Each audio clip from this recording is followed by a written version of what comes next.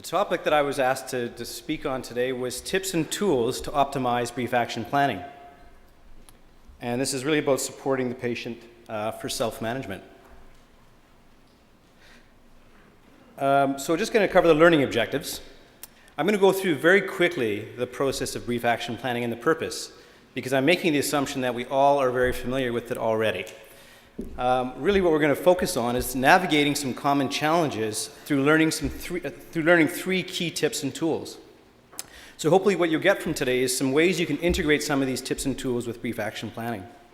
And we're going to explore a case study that once again gives you a sense of brief action planning, but these tools integrated into that as well.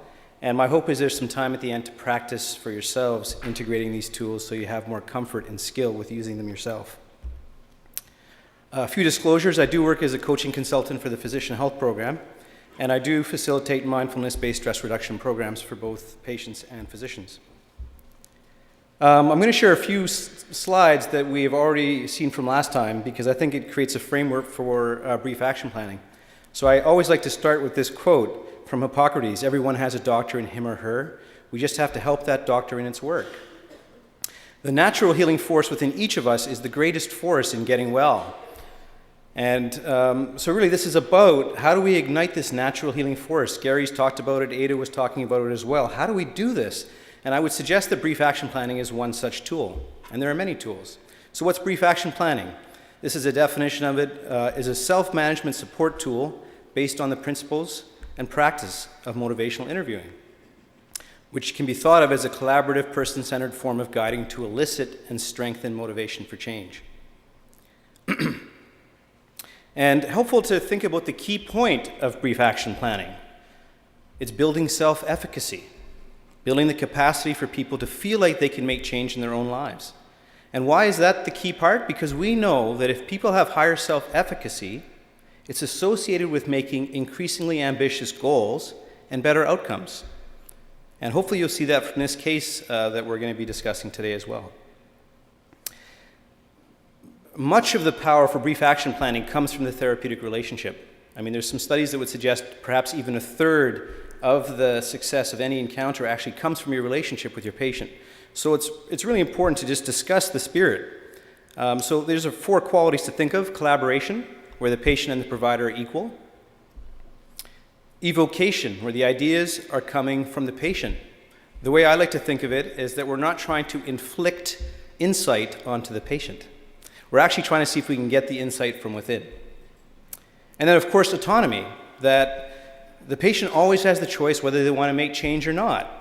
In other words, it's got to be perfectly fine for the patient to say, no, I'm actually not interested in making the change now, and that not jeopardizing the relationship.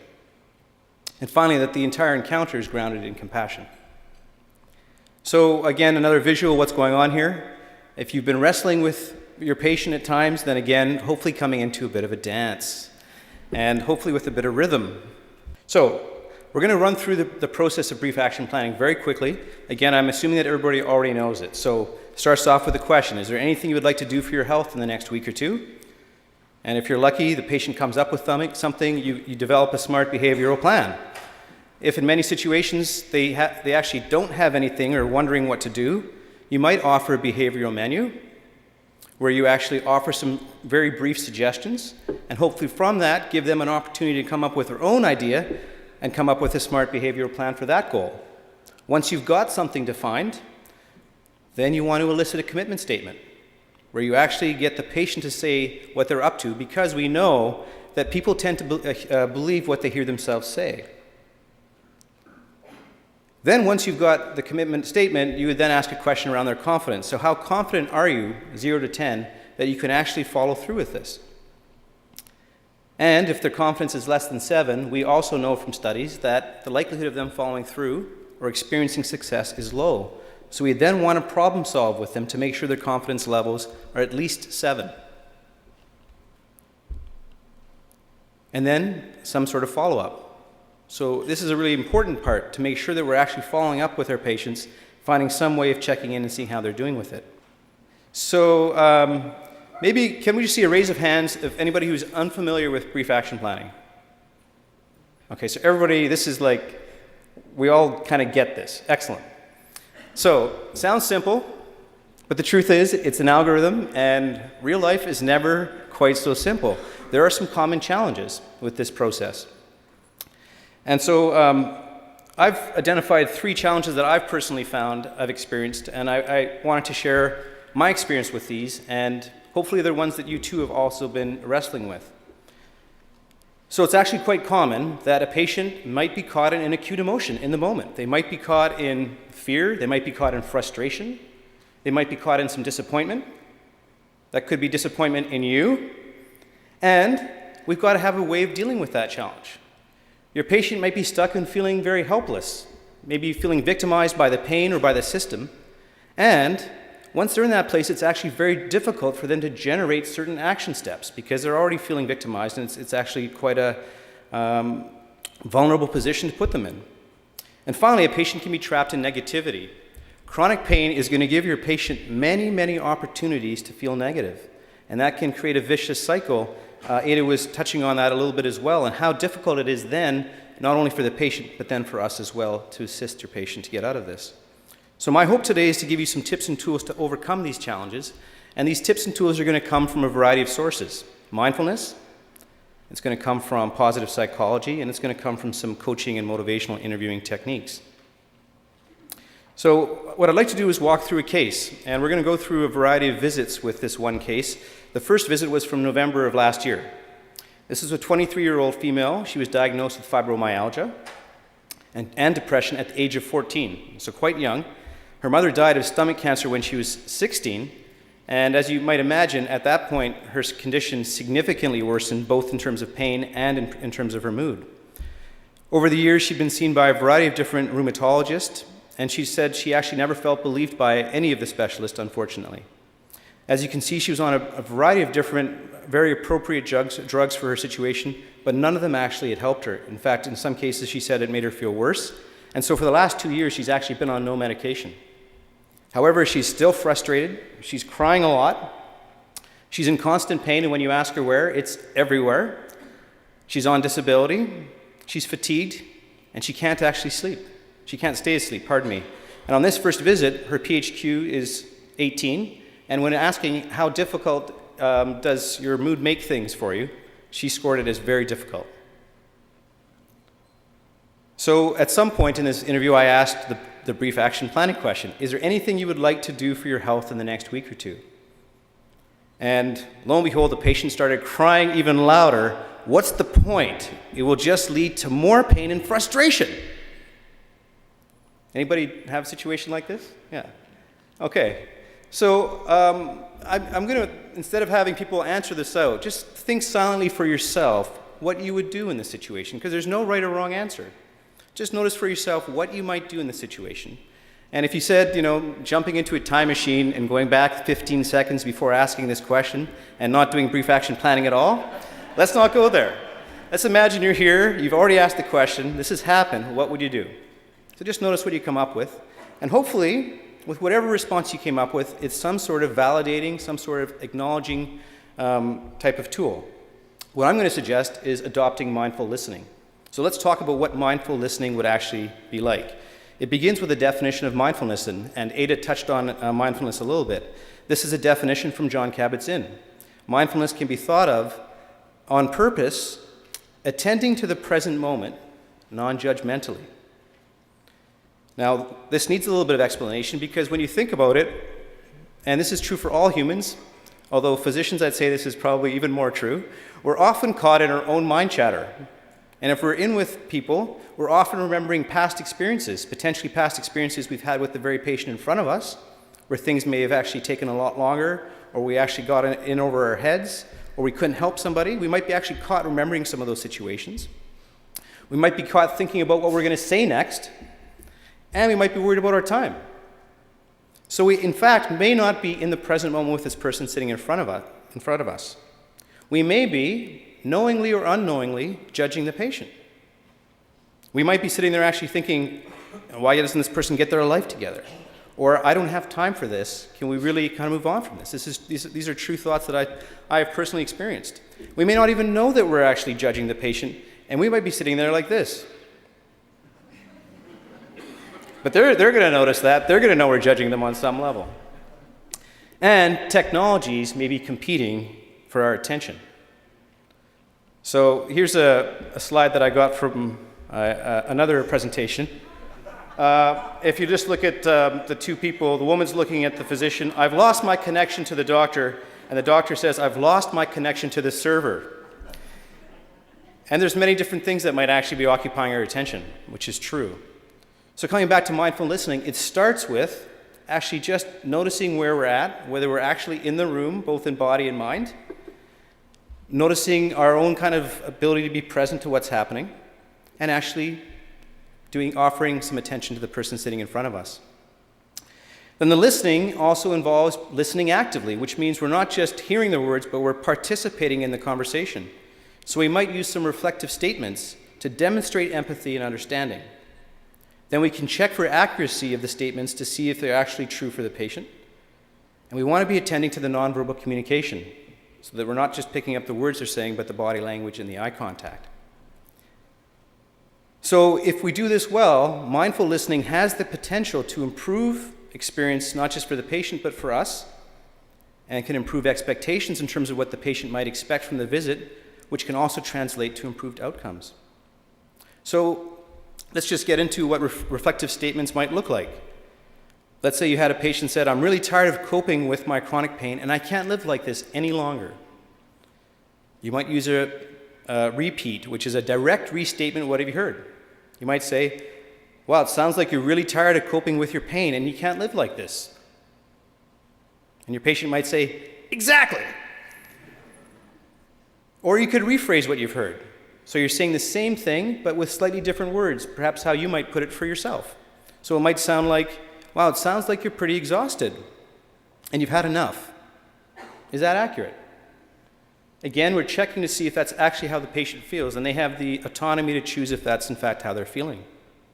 Or we could paraphrase. This is a little bit more complex, where we're taking a bit of a guess at the meaning, and we're almost adding something to the conversation, something that wasn't said directly.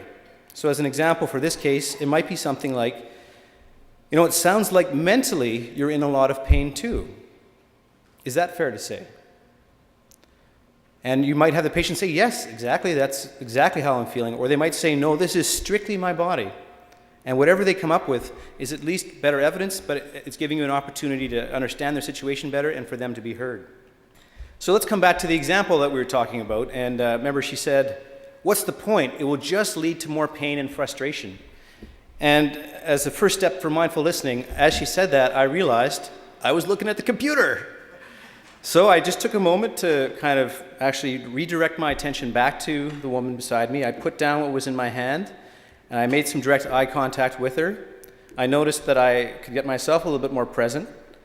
I noticed she was actually shaking, which I didn't appreciate up until that moment. But that came from just being in the present moment and noticing this person in front of me. And then I made a statement. I rephrased what she said. I said, sounds like you're afraid to feel disappointment again. Is that it? And she actually said, yes, I've heard this all before and it never changes things. So then I chose to paraphrase what she just said. Again, not trying to change it. I just said, so you're feeling like you have no control over your future. And as I said this, she said yes. And as I attended to what was actually happening, she started to calm down because we had actually hit on the part of her life that she wasn't experiencing, control.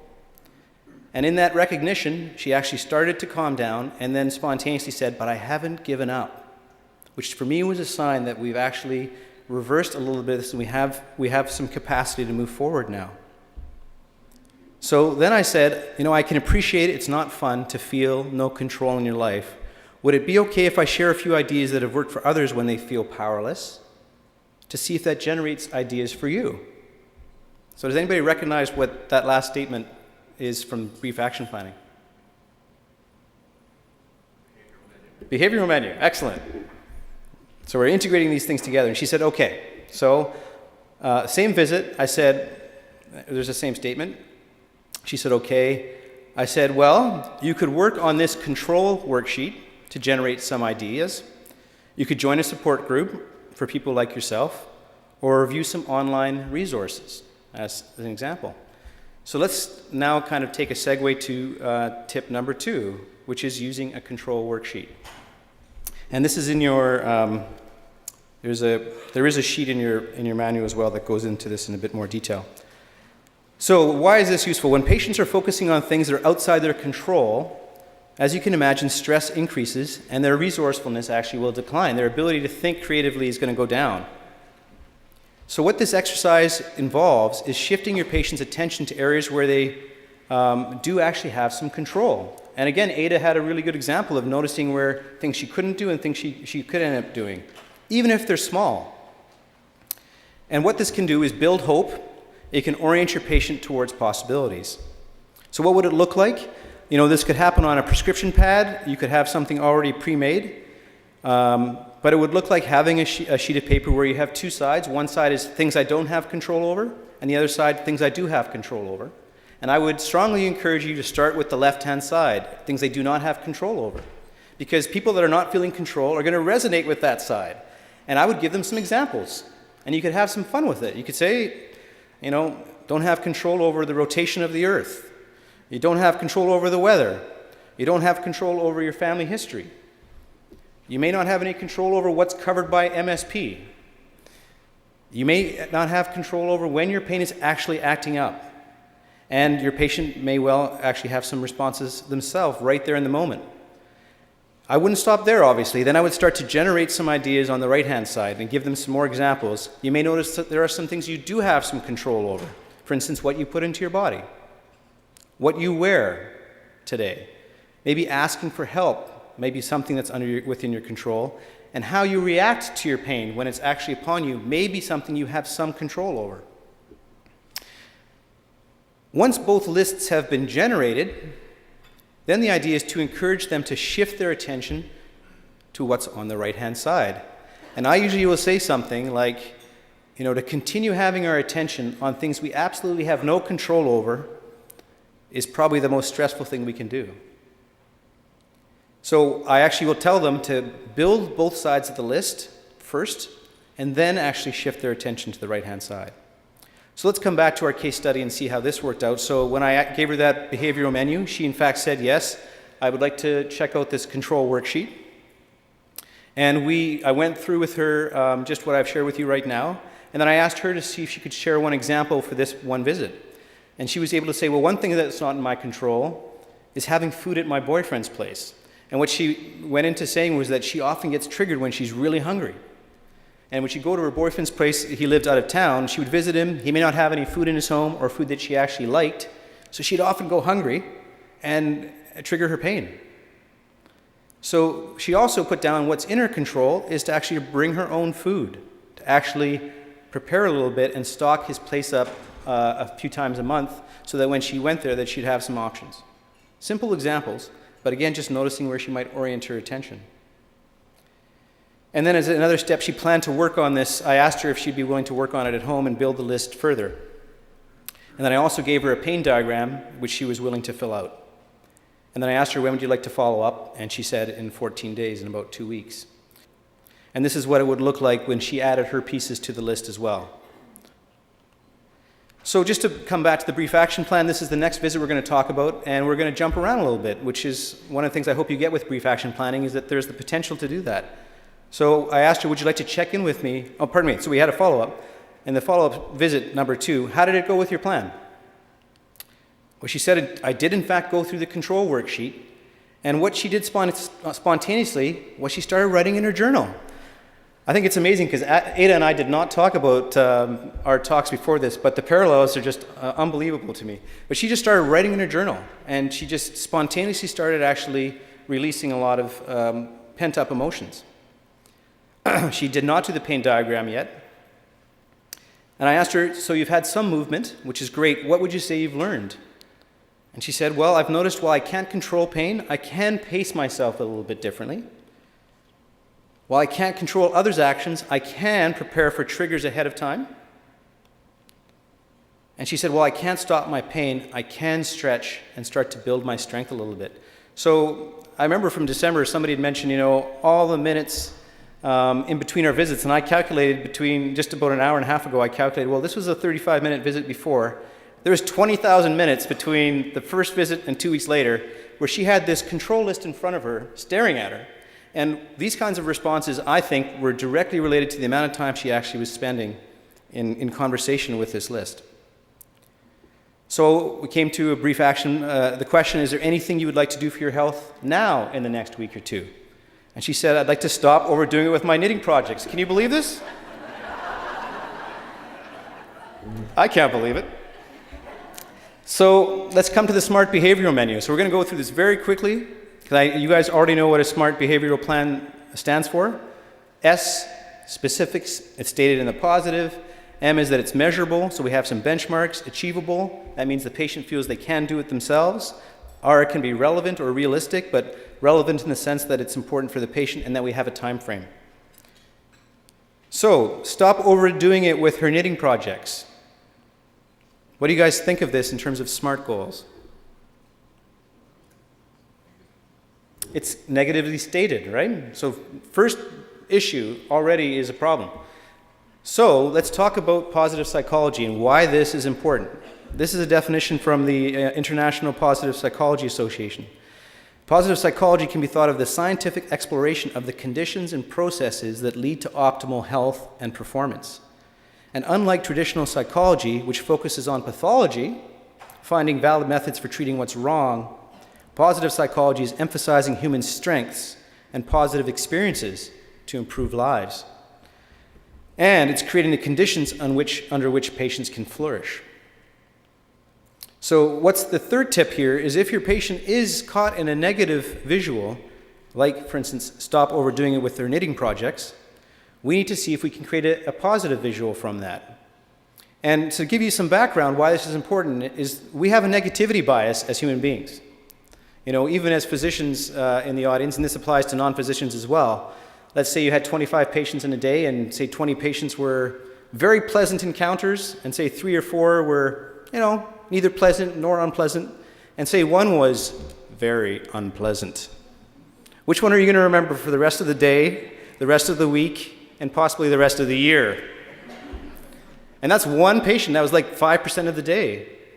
Now we can imagine if people are dealing with pain on a day-to-day, moment-to-moment basis, what kind of impact that has on their ability to really perceive all of their reality. Very, very challenging. So we need to overcome that. On top of that, we have this power of imagination. And if we're caught in negative moments, we're going to be far more likely to remember negative past experiences, and we're going to be far more likely to imagine negative future experiences. And this can be having an impact on our physiology now, even though they're not happening now.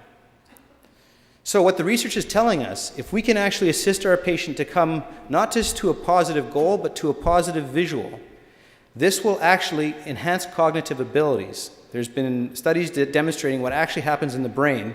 There are physiological changes that occur that allow for more creative thinking, more capacity to be flexible in one's thinking, and then in this theory, the broaden and build theory by Barbara Fredrickson, broadening our cognitive abilities and then building resources. People will tend to build resources, whether it's psychological resources, social resources, financial resources, they'll move in this direction.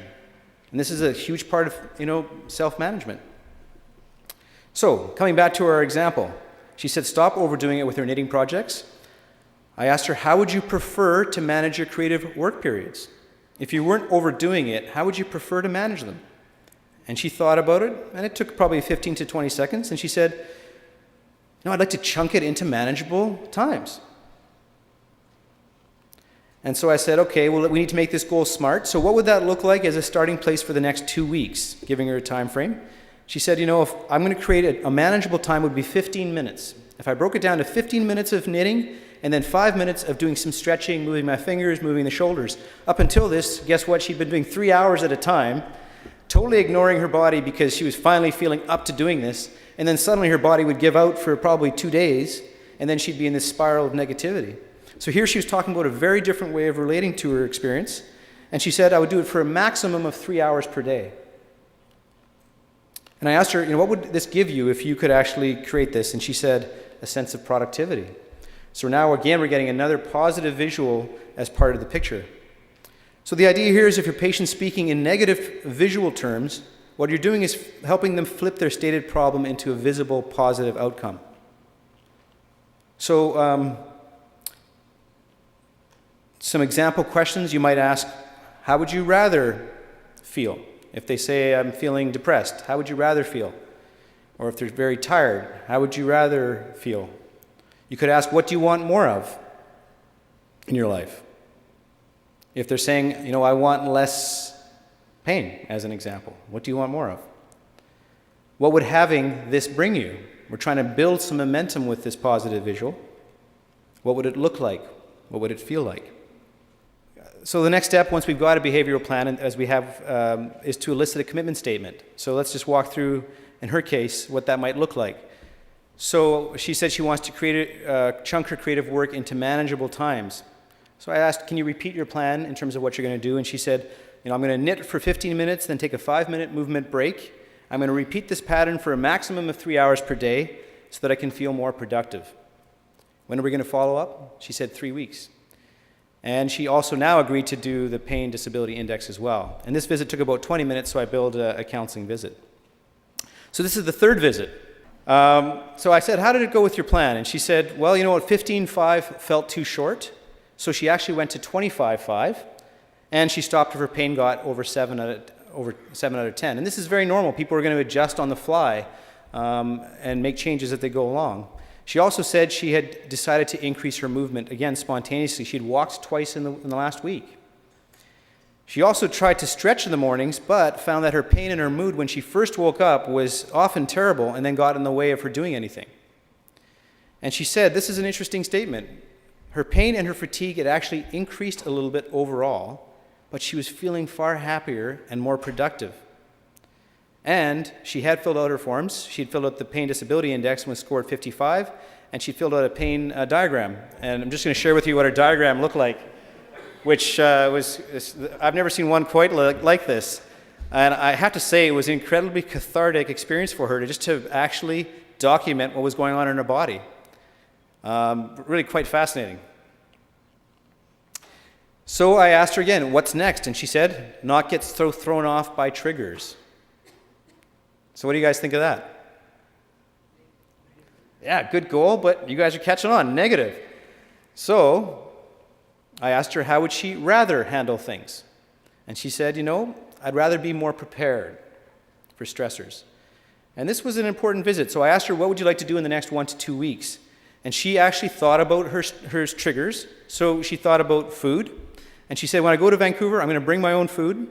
And I'm going to protect my sleep routine, because what she noticed, another trigger, was that she'd go to visit her boyfriend. He often had people staying at his place. She wouldn't actually get much sleep.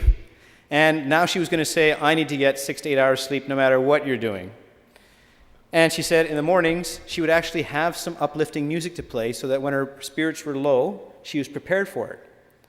And then she said, I'm also triggered by planning too many things in one day, especially medical visits. So she said, I'm going to go be proactive and only plan one appointment per day. And she noticed another trigger was actually not getting enough fresh air.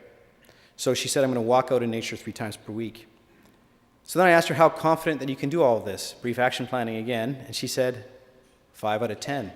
So we know this needs a bit of tweaking, as we talked about before. So I asked her, what would you need to tweak this? And she said, what was getting in her way around her confidence was thinking she knew that some mornings she'd wake up and there was just no way she was going to be able to do anything, no matter what kind of music she played. So she said, if I only expected myself to stretch if my pain was less than 5, and if I only walked a couple of times per week, that feels a lot more doable. And I didn't put it in there, but her confidence had gone up to, I think, a 7 or 8. And then she wanted to follow up in about 3 weeks. Kind of tidy up a couple of visits, 4 and 5 together. She still had lots of challenges around her fatigue, her mood, and triggers, but she was experiencing some significant wins. Her trips to Vancouver were much more restful now. Her mood was a lot more stable. She was crying less, including in the visits. Her walking and knitting routines were becoming successful. And notice her pain is actually the same.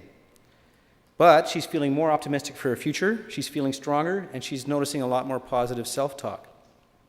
And then this is the last visit. So this was from March 16, so this is 6 weeks ago. She said, which I love because it was such a negative and yet positive statement, "Never felt this not depressed in my entire adult life."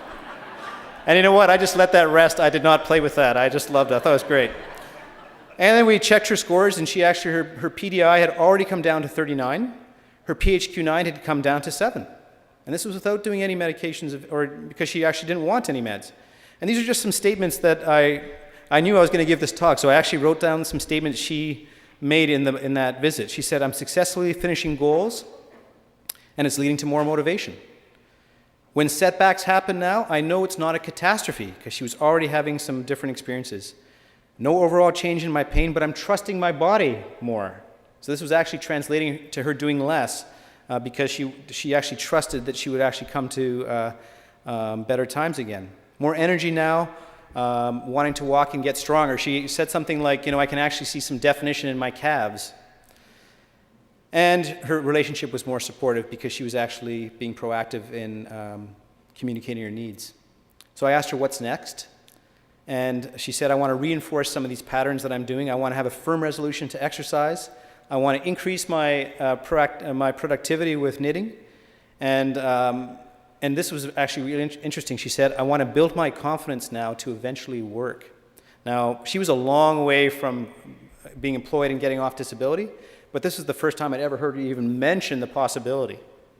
And that visit was shorter. It only took about 10 minutes. So you kind of see the whole brief action planning together.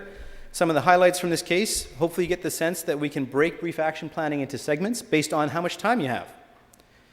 Hopefully you've got the main point of focusing on building the relationship and self-efficacy, and seeing that as we focus on self-efficacy, she was making more ambitious goals as time was going on. And hopefully what you also saw with this case is that visit lengths and frequency reduce over time. Okay, so optimizing brief action planning. So what I'm going to suggest you do is learn the structure really well, so it's really second nature, and it sounds like many of you already have that being the case, which is great. Then ultimately, to a certain degree, let the algorithm go, because you want to actually prioritize the relationship over the algorithm. And you want to protect your own time and energy. So if you've got 3 minutes, then think about what's possible in 3 minutes. Then thinking about the tips and tools to deal with challenges.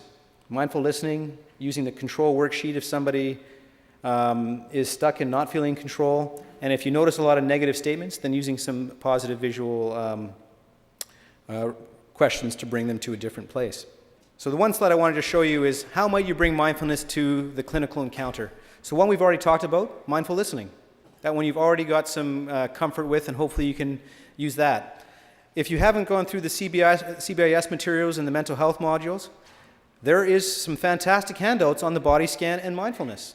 So you could actually just start with introducing those to your patient and having them read through those, and if nothing else, start to experience them for themselves. You could use mindfulness options in the behavioral menu when you're offering it to a patient. You could say, for instance, well, would you like to maybe focus on doing one thing at a time, or slowing down, or having your awareness on the breath, or doing a body scan as examples? Does that trigger some ideas? You could suggest some books, and you could be aware of any local mindfulness programs.